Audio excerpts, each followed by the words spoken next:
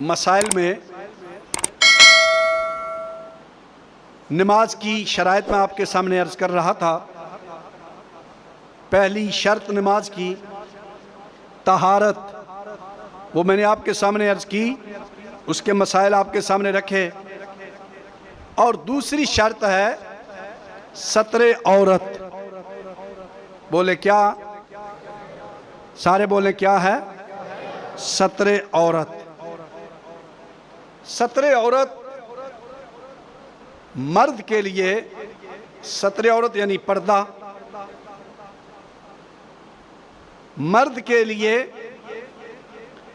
ناف سے لے کر، ناف اس میں داخل نہیں ہے، ناف سے، ناف کے نیچے والے حصے سے شروع ہو گئے، ناف سے لے کر گھٹنے سمیت، پنجابی میں گھٹنے کو گوڈا آکھ دیں،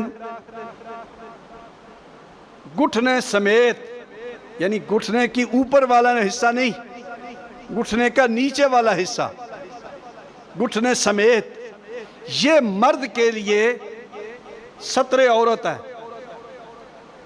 اور یہ صرف نماز کے لیے نہیں ہے، یہ بغیر نماز کے بھی اس کا چھپانا واجب ہے، ضروری ہے۔ بہت سے ایسے بے باک قسم کے لوگ جو اپنی رانیں کھول لیتے ہیں، یہ کشتی وغیرہ کے چکر میں اسی طرح ہوتا ہے، تو یاد رکھیں یہ واجب ہے ہر حال میں اس کا چھپانا، یعنی نماز میں بھی اور غیر نماز میں بھی اس کا چھپانا واجب ہے۔ نمبر 2، ایسا باریک لباس پہن لینا کہ جس سے جسم ظاہر ہوتا ہو، جسم کی جو رنگت ہے وہ نظر آ رہی ہو۔ ایسا باریک لباس پہن کر نماز پڑھنے سے نماز نہیں ہوگی کہ جو اتنا باریک ہو جس سے جسم کا حصہ ظاہر ہو رہا ہو۔ نمبر 3، عورت کے لیے ستر عورت جو ہے وہ دونوں ہاتھ، دونوں قدم اور چہرے کا وہ حصہ جو وضو کے اندر دھویا جاتا ہے، اس کے علاوہ عورت کا پورا جسم جو ہے وہ عورت ہے، یعنی پردے کی چیز ہے۔ نمبر 4، عورت اگر نماز پڑھ رہی ہے اور اس نے دوپٹہ اتنا باریک لیا جس سے عورت کے بالوں کی سیاہی جو ہے، بالوں کی سیاہی وہ ظاہر ہوتی ہے، تو ایسا دوپٹہ لینے سے نماز نہیں ہوگی عورت کی۔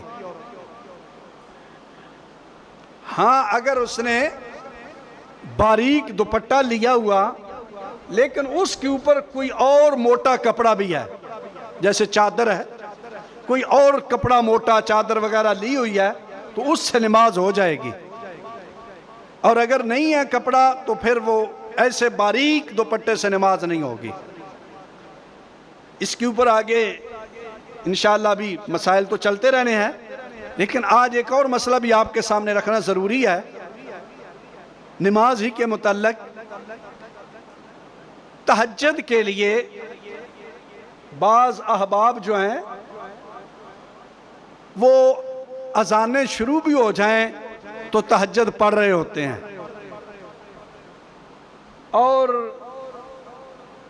یا دیگر نوافل پڑھ لیتے ہیں۔ صبح صادق کا وقت شروع ہوتے ہی، صبح کی نماز کا وقت شروع ہوتے ہی اذان ہوئی ہے یا نہیں ہوئی، اس سے نہیں غرض۔ مثلا ایک جگہ ہے وہاں اذان یا تو سرے سے نہیں ہوئی یا بالفرض جماعت سے کوئی 10-15 منٹ پہلے اذان پڑھ رہا ہے، تو اب یہ تو نہیں نا کہ اس وقت تک تہجد بھی پڑھا جائے۔ تو جب وقت شروع ہو جاتا ہے صبح کا، اس وقت سے لے کر اشراق کے وقت تک نفل پڑھنا منع ہو جائے گا، باقی نمازیں منع ہو جائیں گی. اور یہ تہجد کے لیے اس سے ہاں اگر کسی نے پہلے سے نیت کی ہوئی ہے، پہلے اس کی ایک رکعت ہو گئی، اب اگلی رکعت جو دوسری ہے اس رکعت سے پہلے وقت شروع ہو گیا صبح کا، تو وہ اپنے جو اس نے نیت کی ہوئی ہے وہ رکعتیں پوری کرے گا. یعنی 2 رکعتیں ہیں، ایک پڑھی گئی ہے اور دوسری سے پہلے وقت شروع ہو گیا، تو اب اس نے چونکہ شروع کی ہوا تو وہ دوسری پوری کر لے. اور صبح کا وقت شروع ہوتے ہی تہجد کا وقت ختم ہو جاتا ہے، تو نہیں پڑھ سکتے تہجد، نہ کوئی اور نفل پڑھ سکتے ہیں اشراق کے ٹائم تک. تو اس سے بالکل اجتناب کرنا چاہیے. اللہ تعالیٰ میری اور آپ سب کی حاضری قبول فرمایا. آمین بجاہ نبی الکریم وما علینا الا البلاغ المبین.